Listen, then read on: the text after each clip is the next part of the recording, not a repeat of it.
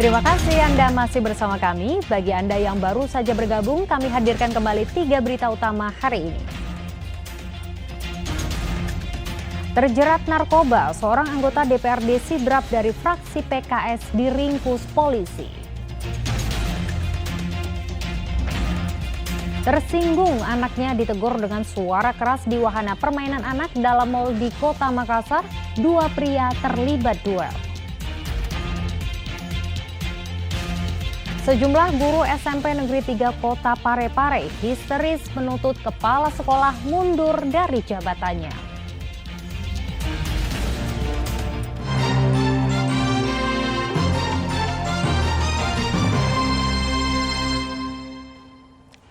Sejumlah guru SMP Negeri 3 Kota Parepare histeris menuntut kepala sekolah dimutasi atau mundur dari jabatannya. Kepala sekolah mengklaim permasalahan internal ini sudah dimediasi oleh DPRD Kota Parepare.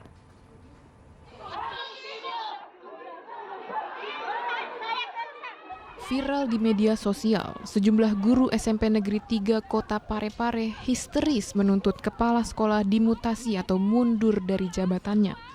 Kisruh antar guru dan kepala sekolah tersebut sebenarnya sudah dimediasi. Beberapa guru yang melakukan penolakan terhadap kepemimpinan kepala sekolah. Tentu ini persoalan manajemen yang harus ditangani sehingga ini kami anggap serius, kami sudah melakukan mediasi. Kami juga menyampaikan kepada guru bahwa kami akan melakukan dan kami sudah bentuk tim untuk melakukan pemantauan untuk menjamin proses pembelajaran secara lancar di sekolah. Dengan catatan memohon kepada guru untuk bersabar.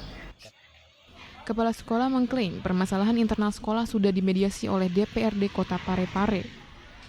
Rekaman video guru yang histeris itu setelah Dinas Pendidikan dan DPRD Kota Parepare melakukan mediasi guru dan kepala sekolah. Saat itu kepala sekolah telah meminta maaf kepada guru.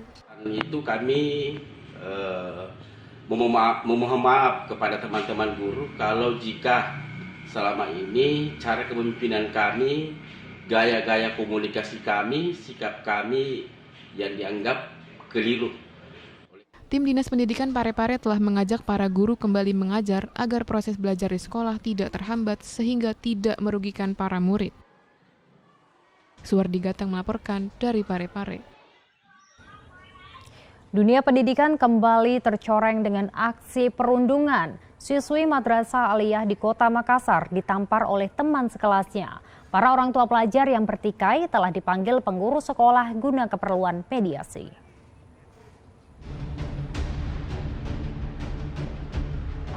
Video perundungan yang mencoreng dunia pendidikan viral di media sosial. Siswa Madrasah Aliyah di Kota Makassar ditampar oleh siswi lain dalam kelas. Bahkan siswi yang ditampar juga dibuatkan selebaran pencarian orang hilang kemudian diunggah ke media sosial. Seorang guru mengklaim perundungan terjadi 8 bulan silam atau sekitar bulan September 2022. Namun aksi tidak terpuji tersebut baru heboh setelah diunggah oleh salah satu akun ke media sosial. Kedua siswi yang bertikai merupakan teman sekelas. Mereka sebenarnya telah berdamai saling memaafkan. Namun beberapa hari terakhir ini keduanya kembali bermusuhan sehingga para orang tua dipanggil untuk keperluan mediasi. Pengurus madrasah tidak memberikan sanksi kepada kedua siswi yang bertikai. Mereka pun masih berstatus pelajar Madrasah Aliyah. Raisa Habu melaporkan dari Kota Makassar. Tanpa membawa pendukung, pengurus Partai Amanat Nasional mendaftarkan bakal calon legislatif atau Bacalek ke kantor Komisi Pemilihan Umum Kabupaten Sidrap. Berbeda dengan Partai Nasdem yang melibatkan massa saat mendaftarkan kadernya.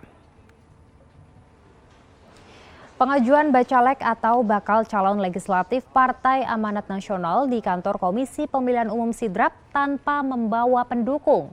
Pengajuan Bacalek partai berlambang matahari itu hanya diikuti pengurus inti yang terdiri dari ketua, sekretaris, dan bendahara. Berbeda dengan Partai Nasdem yang menggerakkan ratusan pendukung saat mendaftarkan kadernya. Pengajuan berkas Partai Besutan Surya Paloh itu sudah diterima dan akan diperiksa bersama berkas para bacalek lainnya. Meski tanpa membawa pendukung, PAN menargetkan 4 kursi dari 35 kursi di DPRD Sidrap pada pemilu 2024. Sedangkan Partai Nasdem menargetkan 12 kursi. Terkonfirmasi pengajuan bakal calonnya Tadi LO Partai Nasdem sudah melakukan koordinasi, tetap melakukan koordinasi untuk kemudian kita Informasi lainnya untuk Anda, sosialisasi pembangunan rel kereta di Kota Parepare yang menjadi lanjutan jalur kereta Makassar baru telah dimulai. Geografis Kota Parepare yang didominasi pegunungan bakal menjadi kendala bagi alokasi dana pembangunan rel kereta karena butuh biaya yang besar.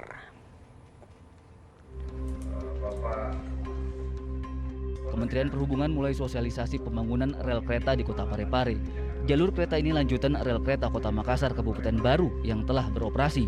Menurut Umar Aris, analis kebijakan utama Badan Kebijakan Transportasi Kementerian Perhubungan atau BKT Kemenhub, sosialisasi bertujuan mencari metode pengembangan rel kereta Makassar Parepare. Sosialisasi kira-kira pengembangan dan strategi apa kita untuk lebih mengoptimalkan dengan telah alhamdulillah lahirnya kereta api terutama Makassar Parepare, walaupun tadi kalau mau dipertanyakan belum selesai semuanya, tapi bukan tidak, dan ini tentunya menimbulkan multiplier effect, dampak-dampak ke daerah wisata, perdagangan, ekonomi, tentunya rekan-rekan media pasti harus mensupport positif kira-kira apa sinergitas, dan kita syukur sekali dari pihak Kota Makassar, Kota Parepare tadi datang, sehingga sama-sama apa yang kita bisa kontribusikan.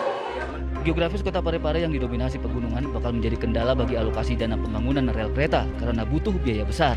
Jumadi, Kepala Pusat Kebijakan Keselamatan dan Keamanan Transportasi Kementerian Perhubungan atau K3T Kemenhub mengatakan salah satu pertimbangan pembangunan proyek rel kereta Makassar Parepare hanya sampai Kabupaten Baru adalah kondisi geografis.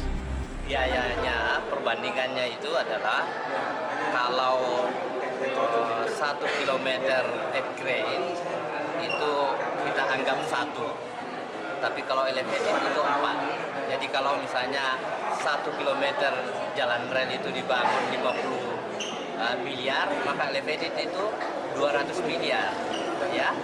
Kalau terowongan itu perbandingannya 10. Jadi kalau terowongan 1 kilometer itu 500 miliar. Ya. Nah, saya tambahkan sekalian, kenapa sampai saat ini belum sampai Parepare?